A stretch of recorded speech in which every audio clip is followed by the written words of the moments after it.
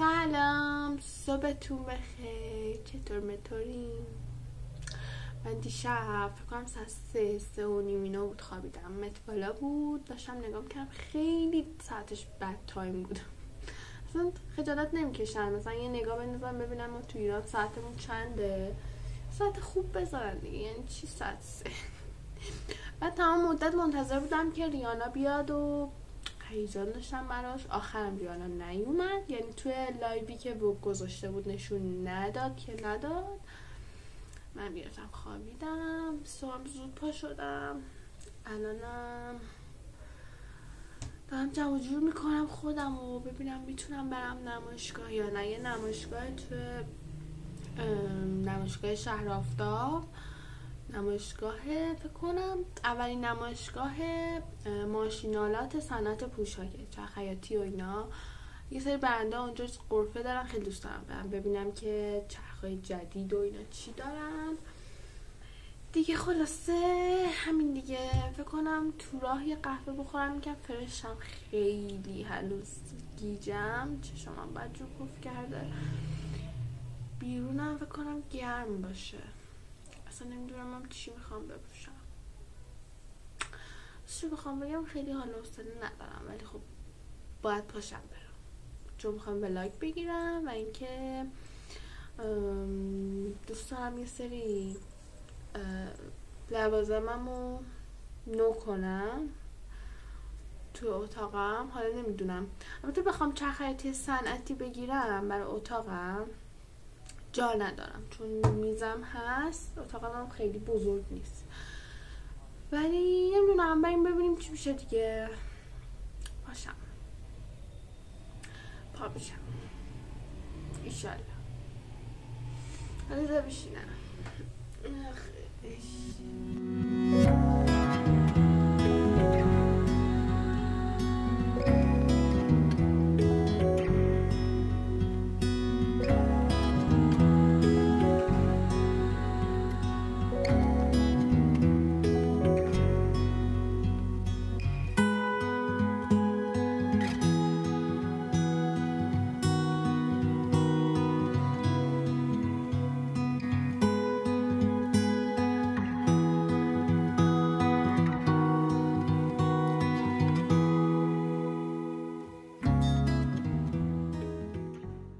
خب بالاخره بعد از 1.5 ساعت تو راه بودن رسیدم. بریم ببینیم که چه خبره. نمایشگاه شهر آفتاب، سالن ایفل. اینم که جک. یه چرخ بزنیم بعد دونه دونه بریم تو.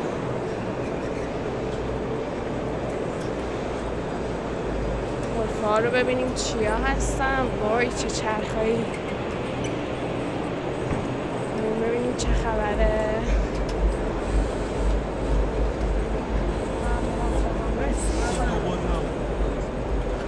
کار تریکوه. چه چرخهای عجیبی هست.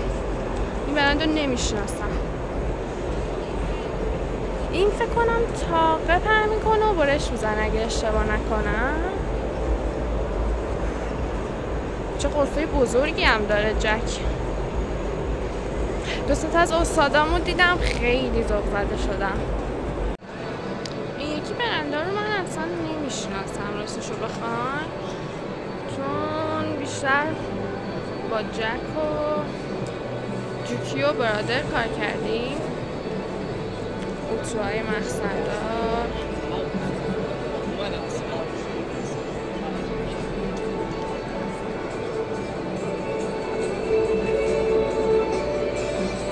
اشتباه نکنم میان جوزه.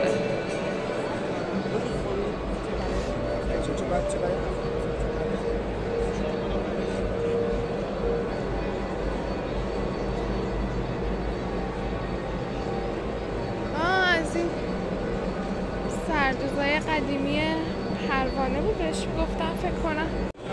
توی مخزندار سیلتر و میزو توشه. این مدلش هم دارن. این مدل معمولا به کار نمیاد بچه‌ها، اون مدلش خیلی خوبه چون توی این مدلی که اینجوری چیزه چی میگن حالت بیزی طوره، خیلی اصلا لباس رو نمیشه راحت پهن کرد، لایی چسبوند و اینها. اینم یه برند دیگه است. آها جوکی.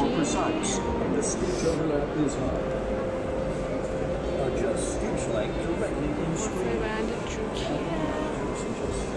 خیلی جالبه. آها اینا هم از این هست که نگین رو میچسبونه. نگین ها رو راحت میچسبونه. اونا میبینین طرحش رو. یه قالب داره، دستگاه تکون میخوره، نگینا میره توی اون طرحه و بعد نگینو میچسبونی. خیلی جالبه. الان چسبونش میذاره.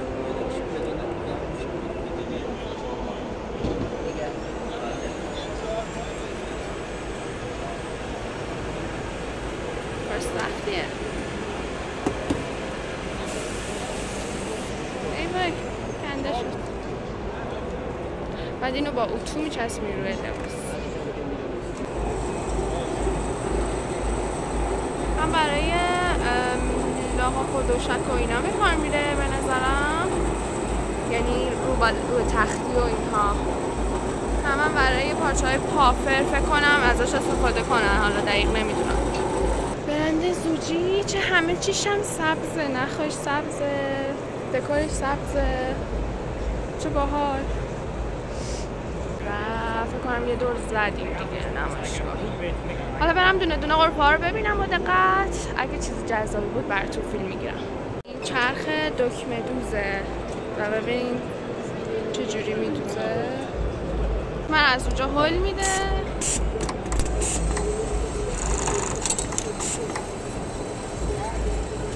قیمتش الان چنده؟ 107.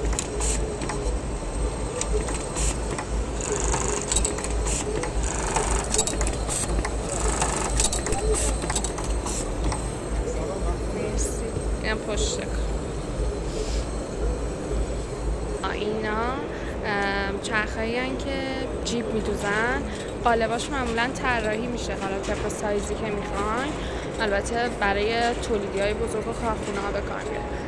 بعد جیب رو معمولا توش میذارن و میدوزه به لباس. خیلی جالبه. برای تولیدی های بزرگ خیلی به کار میاد. اینم یه نمونه دیگه برای جیبه. خیلی جالبه. این نمونه‌های دوختش رو بیارم ببینیم. به درد جیب شلوار لی و اینا میخوره. چقدر هم تمیز دوخته. فکر کنم اینو باید بدوزی، بعد جیبو بذاری روش، بذاری تو قالب و برات بدوزی. من جالب بود. چرخ چند سوزنه اتومات نوشته. این رو نخ کردن این کار خداست. کی میخواد اینو نخ کنه؟ این بچه ها آخرین مدل راستشونه. قیمتش رو الان گفتن 43 تومن. چند لایه جین گفتن میدوزه و زخم دوزه. آها تریکو هم میشه باهاش تو کلن. پس کارهای کشی هم میشه بود.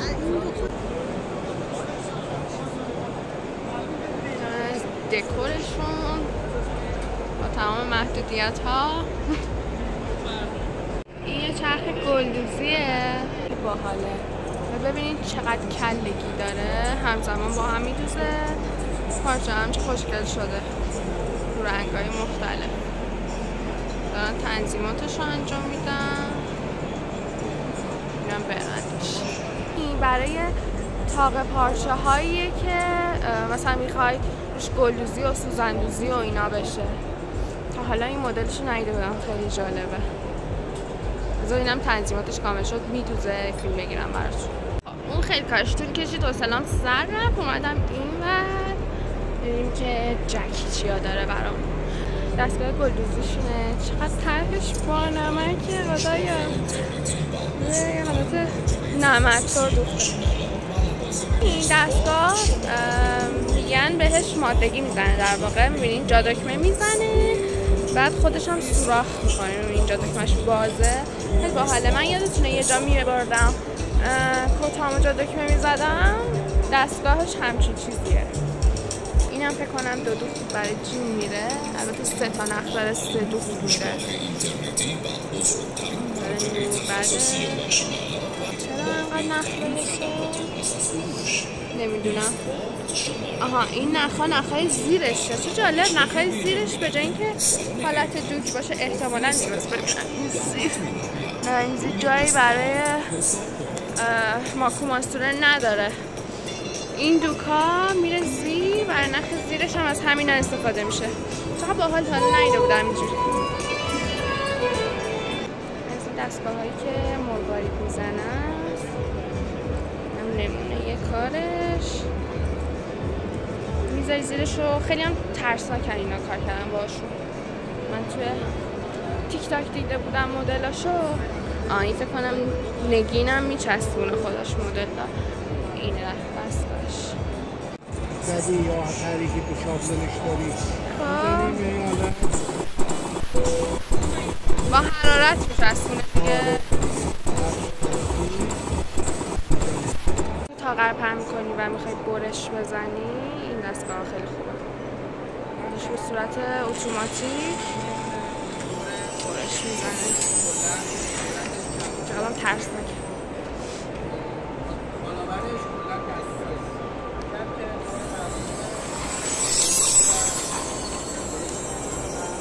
وای من عاشق این قیچی دستیام.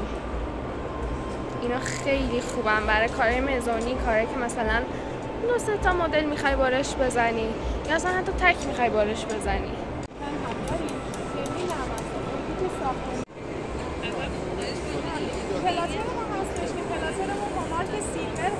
گفتم اینجا یه حالت مسابقه طوره. گفتن که مثل این که کانسپت نداره ولی همینجا باید طراحی کنن، حالا بسته به چارچوبایی که وجود داره. حالا از کجا متوجه شدین که این مسابقه اینجا؟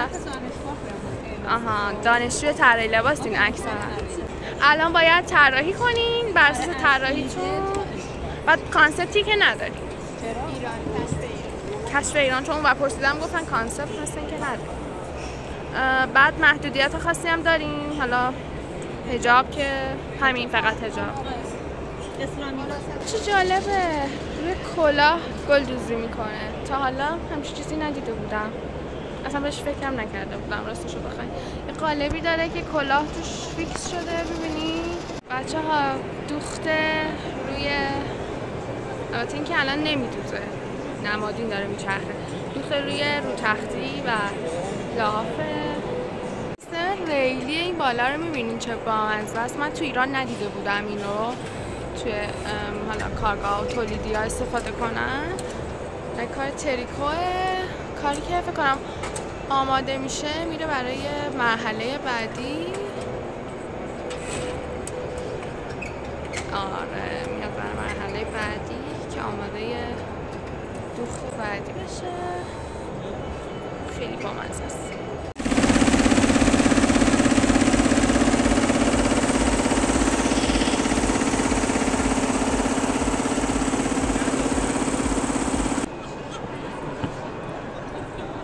دکورشون با مزه است.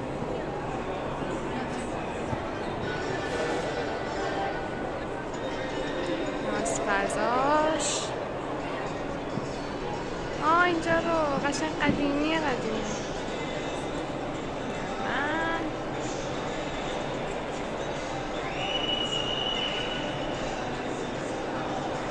آینه دیگه قشنگ یه تداعی یه مزون خیلی قدیمیه اینجا. خیلی با مزه است. مولای لباسا رو گذاشته و خیلی خوش آمده از اینجا. خیلی بامزه است. دستگاه چاپ رو نمیدونم دیدین یا نه، حرارتش خیلی زیاده و چاپ میزنه.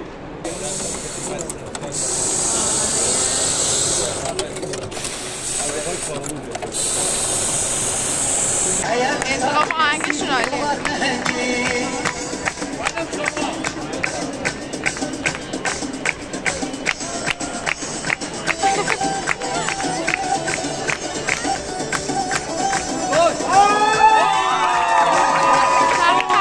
راسته بود خوشحاله یا برنده خوششانس. حالا خیلی شلوغ پلوغ نیست به نسبت اون یکی، ولی اینجا که دارن جایزه میدن خیلی شلوغه. یکی بچه ها سکه برد، یکی دیگه یه چرخکی راسته برد. خلاص مردم دور خودشون جمع کردن، بقیه جا خیلی شلوغه.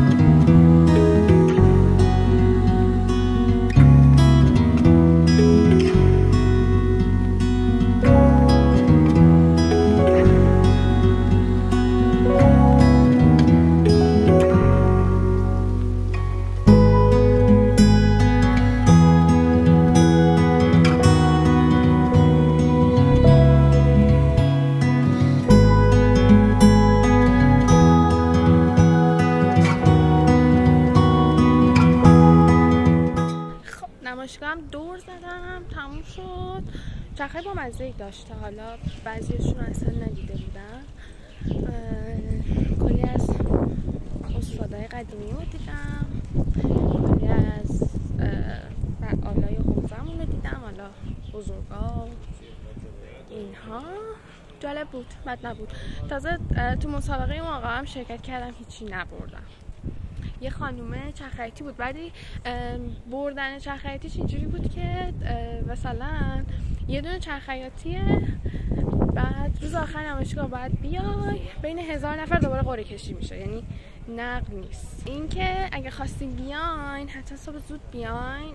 بعد من با مترو اومدم، امروز ماشین نداشتم، ولی با مترو خیلی سخت بود. فکر میکردم که متروش تا اینجا میاره، ولی متروش مثل این که هر یه ساعت یه بار میاد تا اینجا.